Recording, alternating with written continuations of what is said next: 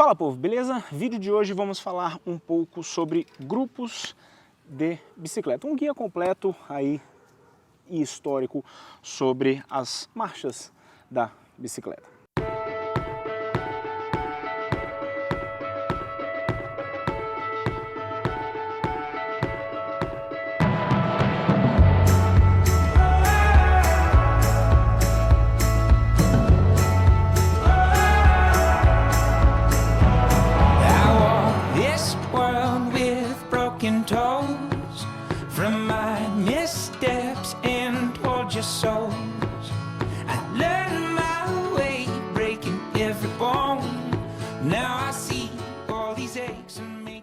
Bom, então primeiro explicar um pouquinho quais são os componentes, o que é o grupo da bicicleta. Se refere a grupo de bicicleta, os seguintes componentes: pé de vela, coroa, câmbio, cassete, você tem o câmbio traseiro, no caso dessa daqui não tem câmbio dianteiro, depois a gente vai falar sobre isso, os passadores e pode-se considerar também o freio, ou seja, é o sistema de transmissão ou sistema de passagem de marcha da bicicleta.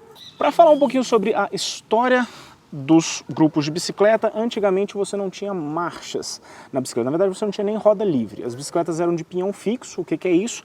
Ou seja, você não tem roda livre, que é justamente isso daqui, você levantar e você conseguir rodar a roda da bicicleta sem que o pedal rode junto. Antes, se você parasse de pedalar, a bicicleta te jogava para fora. E depois veio a roda livre, e antes, para você trocar a marcha da bicicleta, a opção que você tinha era você ter um pinhão de um dos lados, ou seja, tinha o pinhão é uma dessas conjunto de dentes aqui do cassete, um desses é o pinhão. E a catraca é justamente o que gera a roda livre, ou seja, você tinha um pinhão de um lado menor e um pinhão do outro lado da roda maior. Então, para o ciclista mudar a marcha da bicicleta, chegava no pé da subida, ele tinha que desparafusar a roda, girar a roda, botar o pinhão do outro lado que era maior, aí ele subia, depois chegava lá em cima, ele tinha que desparafusar a roda, tirar a roda, girar e colocar de novo no pinhão menor. Ou seja, você tinha duas marchas e era a opção que você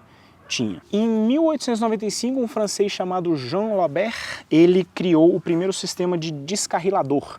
Era um sistema de alavanquinhas que você tinha atrás da bicicleta e elas trocavam a corrente entre os pinhões. O descarrilador é justamente esse sistema aqui, isso aqui também em inglês, por exemplo, eles chamam de derailleur, que derailleur é justamente descarrilador, ou seja, ele tira a corrente do trilho que ela está e passa para o trilho de baixo, digamos assim, por isso que eles chamam de descarrilador. Então ele tinha esse primeiro sistema, que foi inventado em 1895, os sistemas de descarriladores foram criados no começo do século XX, né, ou seja, de 1900 para frente, mas foi só em 1930 que eles começaram a ser utilizados em competições mesmo, de uma forma mais abrangente.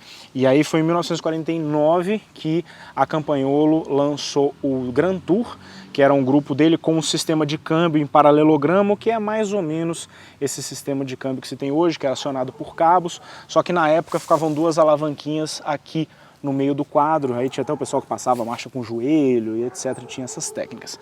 Aí em 1989, a Shimano lançou o Rapid Fire para o mountain bike e em 1990 veio o STI para as bikes de estrada. Aí foi quando a Shimano tomou praticamente todo o mercado da Campagnolo, que ela dominava tudo na época. De lá para cá você teve o lançamento dos grupos eletrônicos, hoje em dia você tem grupos wireless e você teve uma mudança na quantidade de marchas. Hoje em dia o que você tem, né? Falando um pouquinho das opções de hoje. Você tem grupos hoje de 3 coroas, 2 coroas e 1 coroa. Esse grupo aqui é um grupo de 1 coroa com 12 velocidades atrás. Você tem mountain bikes mais baratas, que às vezes tem 3 coroas e 7 velocidades atrás, aí você tem grupos com 8 atrás, aquele negócio de 21 marchas, 27 marchas, é isso, você multiplica a quantidade de coroas pela quantidade de pinhões que tem no cassete aqui atrás. Hoje em dia 3 coroas realmente praticamente só no mountain bike, e com o barateamento dos grupos de 1 coroa só, tem ficado realmente cada vez mais raro você ter as pessoas comprando 3 coroas. Qual que é a diferença e as desvantagens e vantagens entre eles? O grupo com uma coroa só, você tem, ele é mais leve, ele tem menos peças para dar problema, porque você não tem o câmbio dianteiro, então você economiza toda a parte de cabos, conduítes, etc.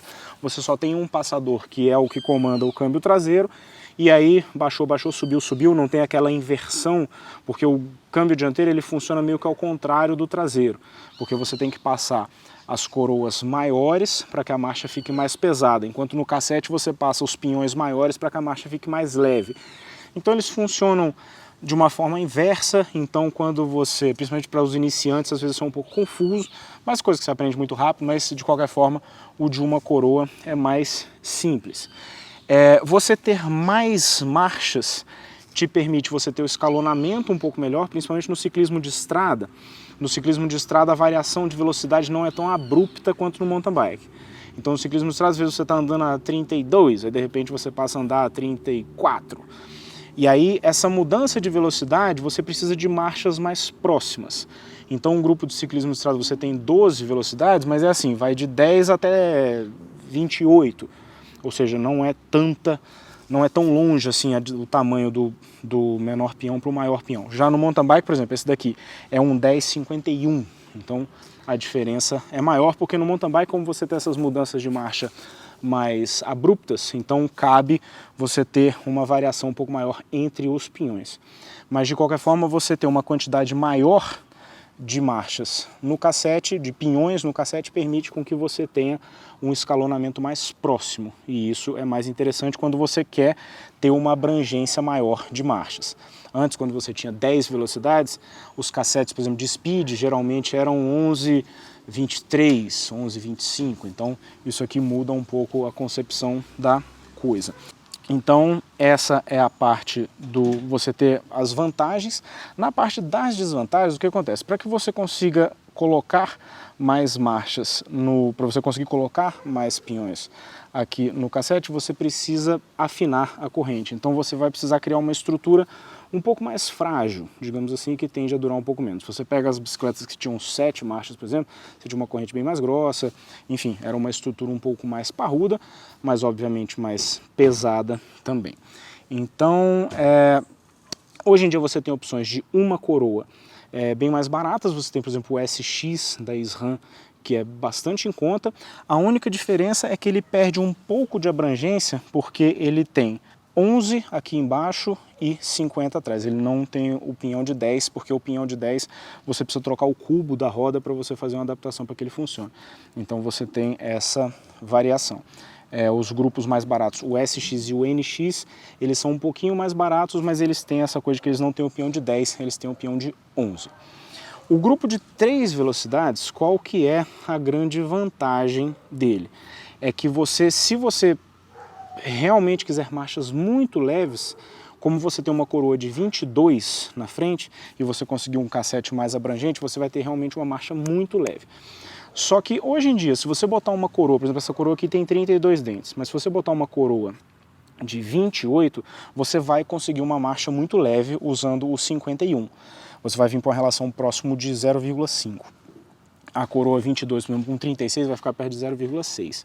Então não é tão vantajoso. Na verdade fica até mais pesado o de 3 coroas do que o de uma só. Só que a questão é que, por exemplo, se você estiver num estradão com um pouco mais de velocidade, aí você ter o coroão, que no caso das 3 coroas você vai ter 1, 2, terceiro coroão, então fica um pouco... Você tem essa abrangência maior no de 3 coroas do que no de uma coroa só. Isso não tem jeito.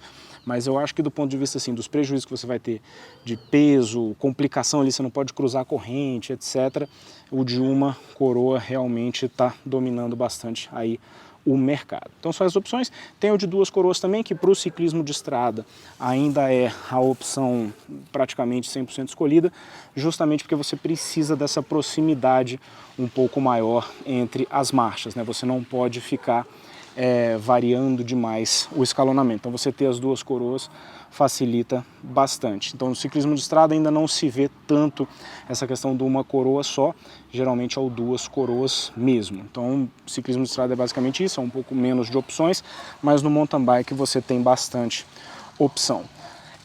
Bom, as marcas que você tem hoje em dia, mountain bike, você tem a SRAM e a Shimano, e no ciclismo de estrada você tem SRAM, Shimano e Campagnolo. Então é basicamente essas 3 marcas aí, no mountain bike, Shimano e SRAM mesmo. Bom, espero que eu tenha conseguido passar um panorama geral aí sobre os grupos de bicicleta, e fica aí o informativo para vocês, beleza? Espero que vocês tenham gostado, like no vídeo, inscreve no canal e a gente fala mais depois. Valeu galera, abraço, tchau!